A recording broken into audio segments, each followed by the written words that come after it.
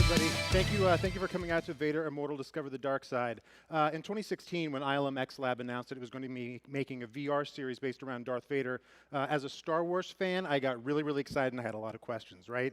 What would it look like? How would it feel like to go through the experience? What would it be like to be in a room with Darth Vader? Last month, it actually came out to Episode 1 on the Oculus Quest headset, and everybody can kind of get a chance to play it and see for themselves. And it means we finally get to talk about all the cool things that are in Vader Immortal. So I'm really excited to announce, introduce our panelist here, narrative designer Mohen Leo.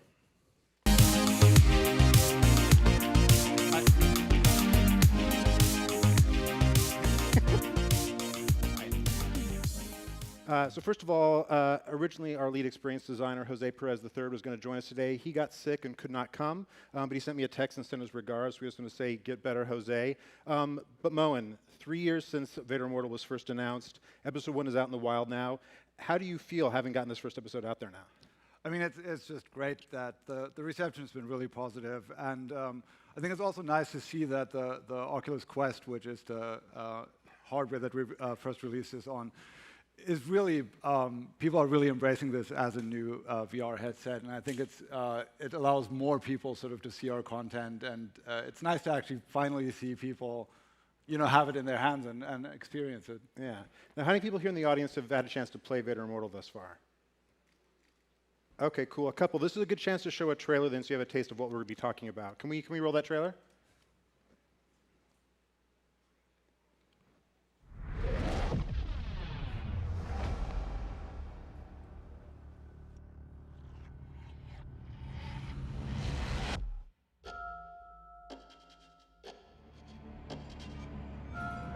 You've caused us considerable inconvenience. In a moment, the Lord of this monolith will give you a task, a word of advice. Do not anger Vader.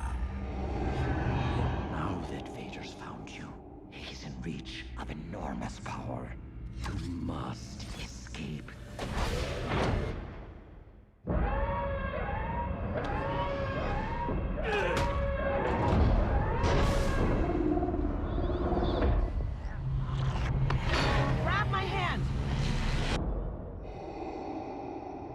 I wonder what Vader is after. It appears Vader has finally found his candidate. And our future is in your hands. Vader is here. You are the one I've been searching for. Do as I command.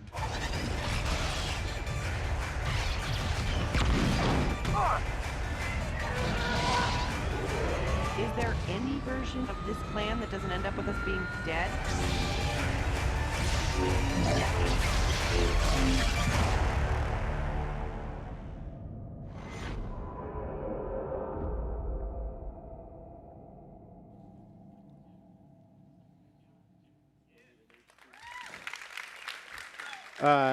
So for those of you that haven't played it yet, Vader Immortal, to give you a sense of what that trailer was about, there are two components of the experience. The first one is the narrative storyline, where you yourself get to play a smuggler within the Star Wars universe. You operate near Mustafar, you get pulled down to an Imperial facility there, and you come face to face where you have to work with Darth Vader himself. But there's another part of the experience that I myself have found myself playing a lot, and that's called the Lightsaber Dojo. Mohen, what is the Lightsaber Dojo? So the part of the story experience is basically you get to use a lightsaber, and I think people quickly realize that it's just a lot of fun. In the context of the story, though, we have to sort of progress on, and the lightsaber is just one of the things that you use to, you know, on your adventure there. But we really wanted to give people the opportunity to come back and basically play to their heart's content with the lightsaber. And so there's this idea of basically a dojo where Vader trains, and you can basically just jump back to that and play like 40 waves of increasingly difficult enemies and get really, really good at using the lightsaber against a variety of enemies. So it's really fun. Yeah, and you're not joking with increasingly difficult. Like, I've spent way too much time playing level 40. My wife walked in and caught me playing myself. It was a very embarrassing moment. But anyway, I finally saw the level. That's what's important. But I'm curious, the lightsaber mechanic is such a big deal, like you said, about the story and the dojo itself. What was that iteration process like in figuring out how you use a lightsaber in VR that feels like a Star Wars saber? Yeah, I mean, I think that was really one of the fun things that's unique about VR is that, I love playing video games, but there's always this idea that you're basically just puppeteering a character that's on the screen, and there's a level of abstraction where you're pressing a button to do something. When you're in VR, you really do the actions, right? If you're striking, you're striking, with the lightsaber. If you're blocking, and I think everyone has sort of this lifelong fantasy, if you've grown up with Star Wars, of what that should feel like, what that should sound like, what it should look like. And so a lot of work has gone into making that as authentic as possible. Right. How big a part of that were the haptics? One thing you talk about that fantasy, as a kid playing Star Wars, I would always do the double-handed grip. And when I tried Immortal for the first time, it vibrates like you're holding a saber. You grab the second hand, it locks in as well and also vibrates. How much experimentation went into that process and figuring out how it would handle? Yeah, I mean, I think there was a lot of iteration there, and that was one of the surprises that we found, that so many people, I think because they've always imagined what it would be like to hold a lightsaber, they instinctively just do that pose, and so we had to basically account for that. We really wanted to let people sort of fight the way they always imagined that. Yeah, and what are there different types of interactions you do with the saber? You deflect bolts. You are fighting droids. What was the process of figuring out how those types of mechanics, I guess, would actually work? Right. I mean, we started out with certainly this idea of in A New Hope having that marksman droid that flies around that Luke first trains with, and that was sort of one of the things that we definitely wanted to have in there because people have always imagined what that would be like. But then we felt that lightsaber fighting wouldn't be complete if you can't have really blade on blade, like a proper duel. And so that was a long iteration process, but I think we really ended up getting somewhere where you really feel like you're crossing sabers with an enemy. And one of the particularly fun things about the dojo is that you're not just fighting one enemy. As it progresses, you get multiple enemies at the same time, both flying drones and multiple bladed enemies, and you're really 360 all around you, dealing with enemies, blocking a strike here, spinning around, striking another enemy, and you feel pretty heroic when you pull that off. Yeah, or in my case, you feel terrible when you fail for many times in a row. But it really is impressive how it does feel like you're in that environment. Was that kind of, the sound design is such a big part of that, as you're talking about in terms of cueing, because that's what's making you turn around. Was that always part of the process? How did the sound design evolve over the course of the project?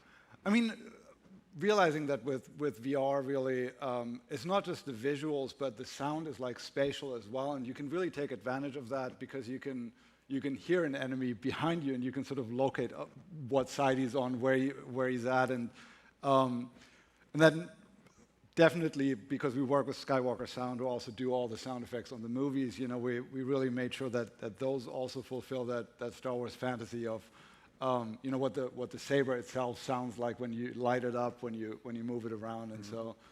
It's a big part. Sound is a huge part of VR. Right. And how does sound work in terms of just establishing people in a certain time and place of the environment of Vader's castle that you're exploring?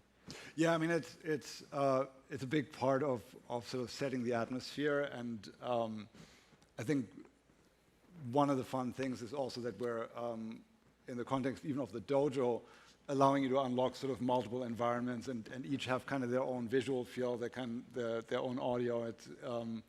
It's nice. I mean, you really get this sense of presence, of being there. Mm-hmm. So you mentioned starting with the Marksman H droid. Around how many different droid variations do you kind of unlock in the course of the dojo?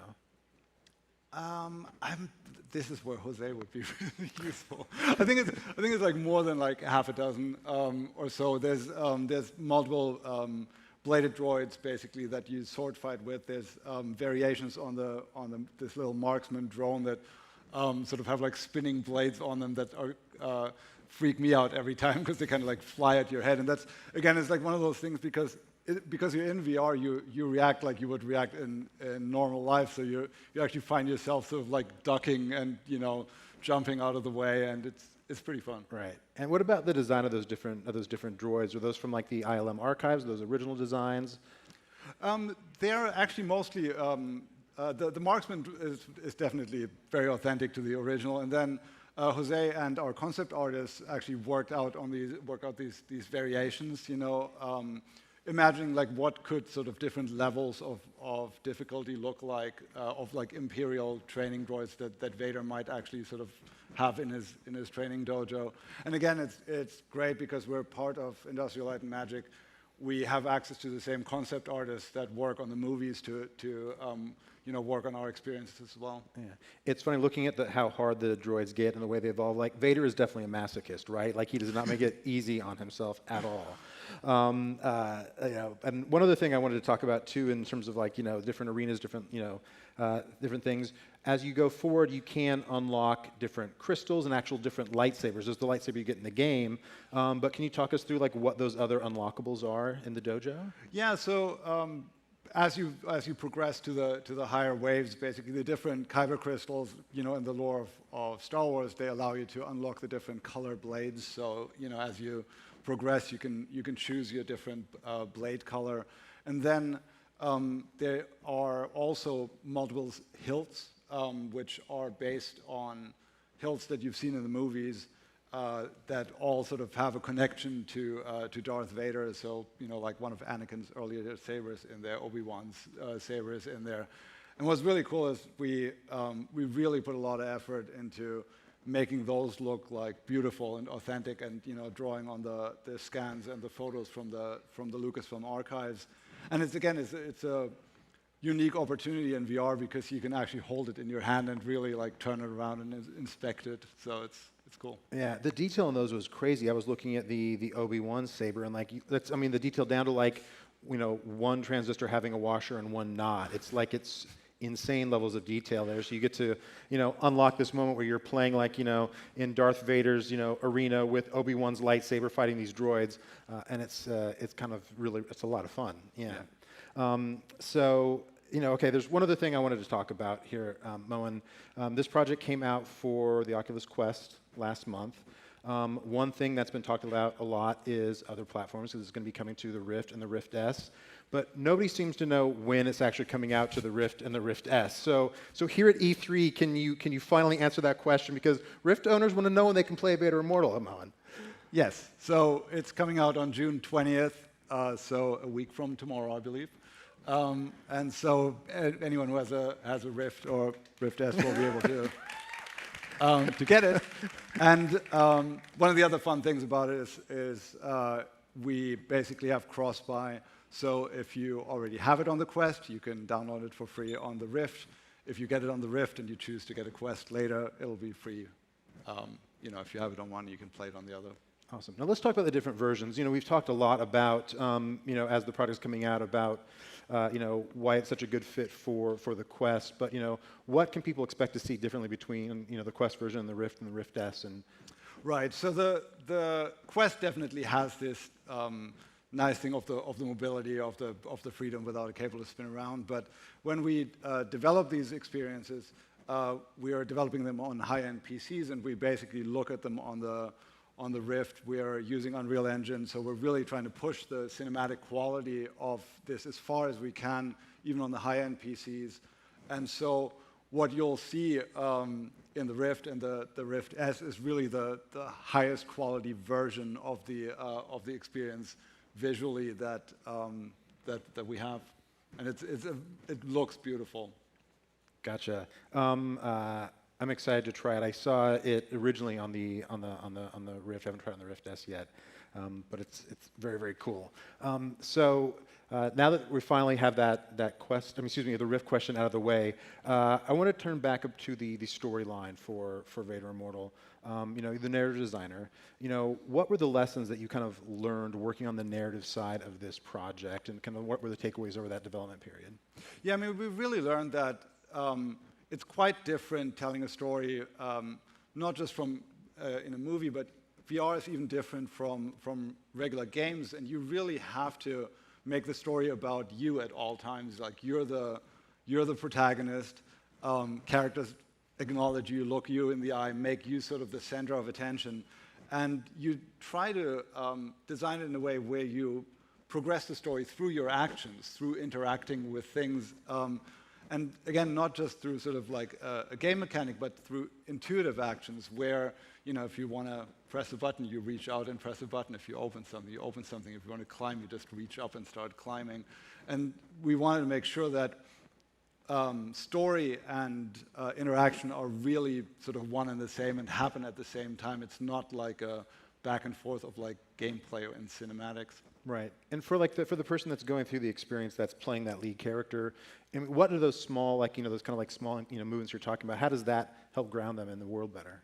I think there's something fun when you just have that curiosity and someone faces you with a problem and you go like, oh, I wonder if I can just grab this thing and pull it out and, oh, maybe if I turn this. And you start basically losing yourself in that virtual world because you can interact with it the way that you would interact with the real world just instinctively. And I think that's a really unique opportunity with VR. Yeah, and let's talk about for a moment the very first scene. So I'm not spoiling anything plot-wise, because I think there's some things you do in that very first scene that really let you feel like you are living a Star Wars story yourself. Can you talk about the conception of that opening scene? Yeah, I mean, I think one of the first things we wanted to do is really just throw you in there and right from the first moment feel like you're in Star Wars. And so we basically put you at the helm of a bridge of a starship. You're being attacked and you effectively have to jump to hyperspace. And just that feeling of basically moving the hyperspace lever and seeing the star streak is something that everyone just loved doing. Because it's awesome. That's why, yeah. Were there other versions of that where you're are going to get into the experience differently, or is that always like the main idea? I think we started talking about a few different ideas, but it's really like servicing sort of this fantasy that you have when you're, because a lot of people have always imagined what it would be like to be in Star Wars. If you've watched the movies, you've always imagined that, but it's always been like on the other side of the screen. And so we really, once we give people the opportunity to be in Star Wars, we want to deliver on that as much as possible. And that's, why we really try to have these iconic moments in there of jumping to hyperspace, lighting a lightsaber, interacting with the droids. So, yeah, it really comes together to make it really feel like you are a part of a Star Wars story. So, Episode 1, it's been about lightsabers, Lightsaber Dojo. Episode 2, I know nothing's been announced in terms of release date, anything like that yet, but one thing that has been teased a little bit is about, is at the end of the episode, Darth Vader mentions the Force. Can you talk at all about, about that or how that could play into Episode 2? Or not, I don't know. I mean, I think it's such a huge part of everyone's Star Wars fantasy, and I think everyone sort of, again, who's watched the movie sort of at some point kind of reached out and pretended, what would it be like if I could, move an object just, with the power of my mind. And so the second episode will really lean into that and try to fulfill that fantasy of what it's like to be able to use the Force. Yeah, there's a lot of times when I was playing the Dojo and I was like, it would be cool. It would be cool if I could use the Force a little bit here. Yeah, so that's very, very cool. We have a little bit of time for questions. Does anybody have any questions?